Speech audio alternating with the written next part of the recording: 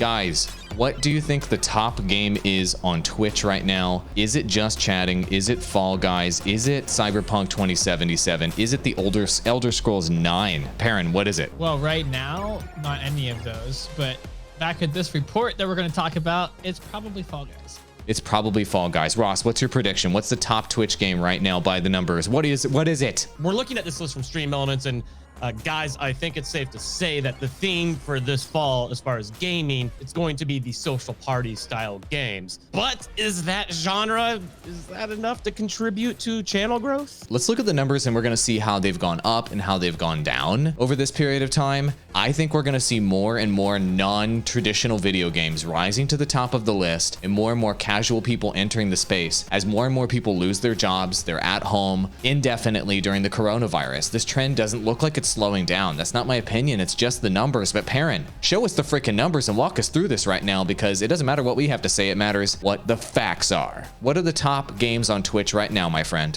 Well, this is based in August. This is an August 2020 report. In August here, Just Chatting was #1. League of Legends was #2. And Fall Guys came in at #3. I don't think this climbed up. It might have climbed up to #1 a little bit here in September, but Fall Guys did make #3 at least by the end of August. Grand Theft Auto had a huge drop, -14%. I think because it's a little bit less of a social type game. You have a lot of RP or role playing going on there. We know a little bit more of this story, right? But Among Us, you're starting to see Among Us come into play here at the end of August. But we know in September, Among Us has jumped way up to maybe the #2 or 3 spot here by the end of this month. Now, all these social games, Fall Guys being a collaborative kind of social experience, and Among Us being even more so that kind of experience, we're seeing that rise over and over again here. The most interesting thing about Among Us to me, Perrin, I think it was you that was telling me this. This game's actually a couple years old, because I'm looking at the chart here and I see that Among Us, it's in last place at 11, but they tally July and August, and Among Us had 4 million in July and increased by 26 million in 1 month. That's just spectacular to me, that games like this can actually make a comeback. And quite legitimately, the developers of this said, all right, no more sequel. We're just focusing on that. And we kind of talked about this with Fall Guys last time, AWOL. You said that they have to add content and they have to add it immediately in order to stay in the top of the ranks.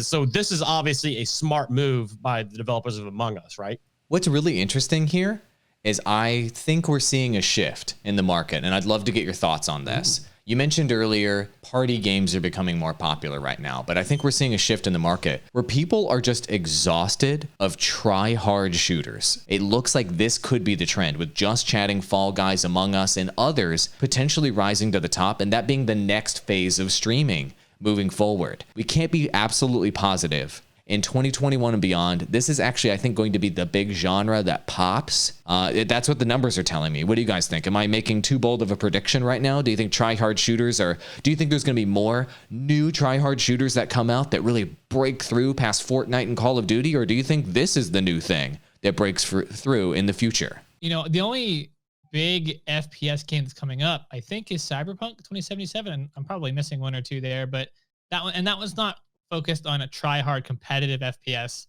That's story-driven, and FPS just happens to be the model that game's based under. I do think you will see less new FPS competition, except for, you know, additional Call of Duties coming back into play, as they always do. I think MOBA continue to stay the same. Party games are the new hot thing, and I think you're right, and that trend will continue to stay. But I would agree that the FPS model is somewhat diminished. And I think FPS is down this year. And look, if I remember correctly, I could be wrong on this. Going back towards the end of a generation of consoles, we always kind of come across where we see first-person shooters start performing a little slower. I feel like the FPS titles are going to be down this year. Obviously, we're going to have a boost when the new Call of Duty comes out. That's going to be a given. But overall, I think it is going to be a little down this year. But next year, I think we can start seeing that revival, just like we always do when new-gen consoles come out with the updated graphics. More people are wanting to experience FPS on that. So I think we will see a boost starting next year. But for now, yeah, party games are all the rage, and they should be. We've had a couple people in the comments here that I've noticed talking about, you know, with COVID, that this actually makes sense that the party games are, you know, so popular right now. And I think there is some truth to that. I think that should definitely be tossed into the equation, that people are not getting the socialization that they used to. You know, you're not hanging out with your friends. This is an easy opportunity to spend time with your friends, have some good, clean fun. It's a perfect scenario for these games like Fall Guys and Among Us to come back into the mix. I honestly, all I want out of this is give me another Mario Party game. It's time. It's time.